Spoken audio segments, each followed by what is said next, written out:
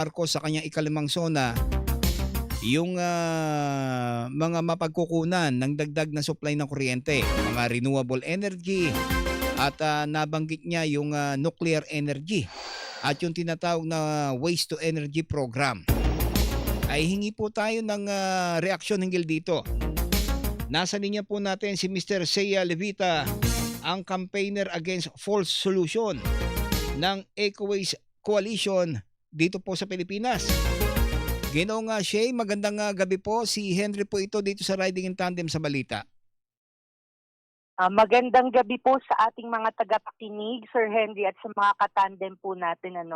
Isang magandang pagkakataon po ito upang pag-usapan ng mga bagay matapos po ang SONA ni Pangulong Bongbong Marcos.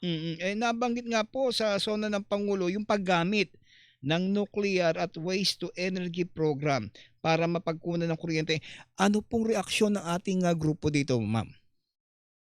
Yan po, tama po kayo, Sir Henry. Nabanggit nga po ni Pangulong Bongbong Marcos itong mga uri ng source ng enerhiya na pwede natin pagkunan dito sa Pilipinas. Pero gawin po natin itong malinaw at diretsahan po na kami po sa EcoWaste Coalition ng Pilipinas ay lubos na tumututol at nananawagan na sana po ay ikonsidera ni Pangulong Bongbong Marcos na hindi tanggapin at hindi sumubscribe sa mga ganitong uri ng teknolohiya at po energy source dahil napatunayan na po ng mga datos at mga eksperyensya ng ating mga kasama mula po sa ibang panig ng ating mundo na itong mga uri ng enerhiya na makukuha mula sa nuclear at sa waste to energy ay nakukuha lamang ng mga lugar o bansa na may maayos na pamamalakad.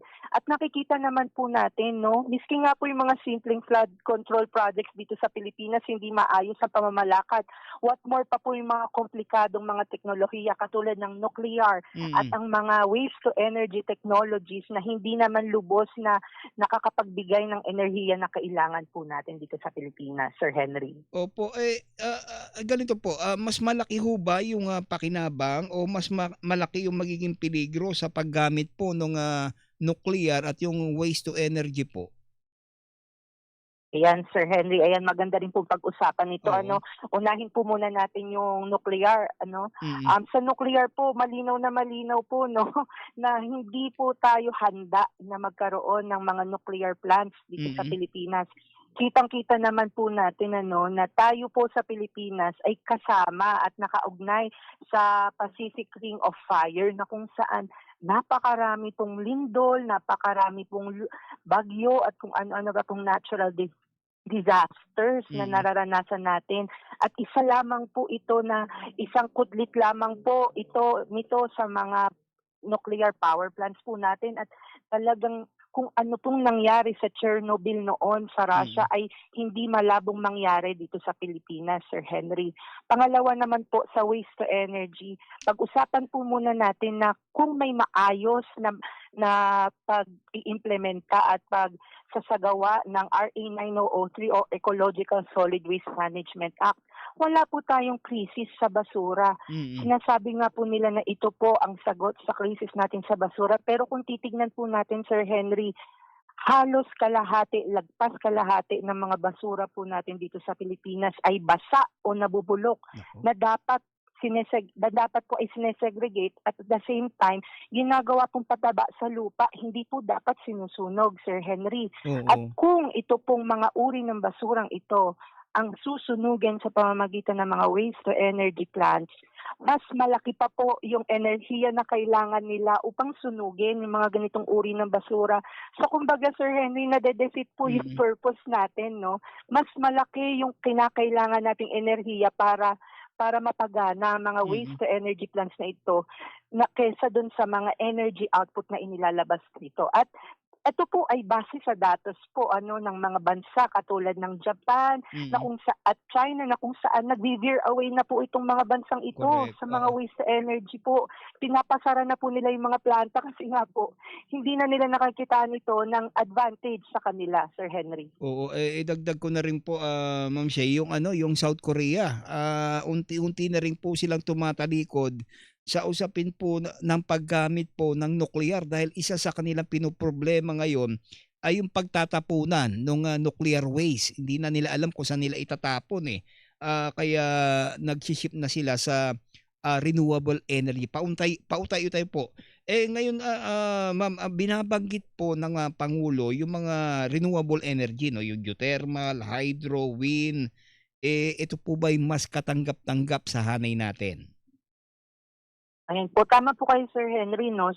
Kumakailan nga po, yung isa pong lugar sa South Korea na kung saan yung Busan po yung Mm, community po doon talaga pong tinutulan na magpatayo ng another waste to energy incineration plant do'n kasi 'di na nila nakikitaan ng mm, advantage po sa kanila. At saka po, sir, napaka napaka napakabuti po ng Panginoon 'no, kasi mm, binigyan niya tayo ng mga renewable energy sources dito sa Pilipinas. Saanin pa po natin na lagi tayong naaarawan. Kung mm, kung meron po tayong mga lugar na malalakas ang hangin at mm. meron po tayong mga lugar na malalakas ang alon na puwede po Oo, nating i-harness. oo. Pero sir, lagi rin po natin pakatatandaan na meron din po tayong pananagutan sa mga tao na nakatira dito na hindi porket na ito po ay isang malaking bakante o isang ancestral land Oo, ay dapat nating tayuan ng mga malalaking solar farms o mm, mga wind power mills po na dapat na din ng ating Pangulong Bongbong Marcos ay magkaroon ng isang makatao na uri ng renewable energy sources na kung saan walang maagrabyadong mm. tao kahit ano po. Oo, dagdag na natin diyan na Sir Shea, yung yung geothermal, pagkarami nating bulkan na puwedeng mapagkunan Yes, sir. ng mga enerhiya, although na existing na yung Banahaw, Makiling, Albay sa Tiwi ay napagkukunan na po ng mga enerhiya. Pero, yung immediate po 'no, yung palagay niyo po, sir, yung yung pinaka-immediate po na pinakamabilis 'no, na maaaring mapagkunan po ng dagdag na supply ng kuryente, sang-ayon ho ba kayo yung solar po?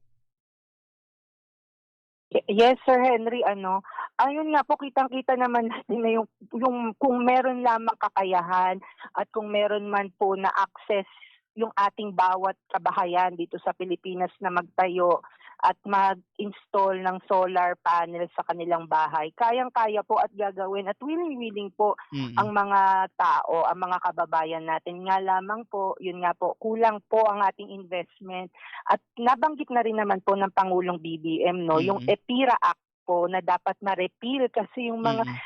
patong-patong na mga bayarin, mga VAT na Totoo. ibinibigay ng mga producer na ipinapatong sa mga consumer na dapat ma-repeal kasi itong mga bagay na ito yung humahadlang po sa mga kababayan po natin para magkaroon ng accessible at murang kuryente. Pero tayo po sa ating koalisyon ay nananawagan din po 'Yan, na mm. gawin po talagang makatao at magbigay po at mag-invest ang ating gobyerno sa mga accessible at makataong uri ng renewable energy sources katulad na lamang po ng solar energy po. 'Yan. Maraming pong salamat, Sir Say Levita at, sa mga darating pong, mga interview po, isasalang po namin uli kayo para mabigyan linaw po yung, iba pang usapin patungkol po sa pangangalaga po ng kalikasan. Yes, sir. Thank you, sir. 'Yan. So 'yan po, si Sir Say, Levita ang